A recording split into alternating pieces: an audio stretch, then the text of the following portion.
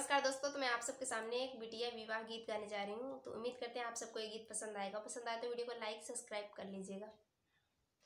काली बादरिया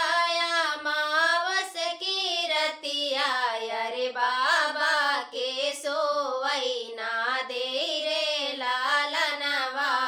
रे बाबा के सोवई ना दे रे लालनवा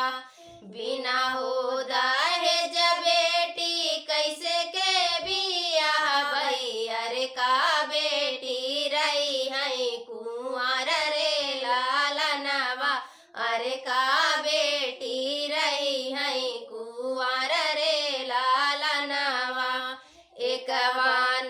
गए बाबा दूसर बान गए अरे तीसरे में पहुँचे विदेश रे लालनवा अरे तीसरे में पहुँचे विदेश रे लालनवा ऊंचे ऊंचे लोगवन के ऊंची रे महलिया अरे ऊंची ऊंची उनकर मांग रे लालनवा अरे ऊंची ऊंची उनकर मांग रे लालनवा बेटी के बाबा के नीची रे पागड़िया अरे रोई रोई दोनों हाथ जोड़ी रे लालनवा अरे रोई रोई दोनों हाथ जोड़ रे लालनवा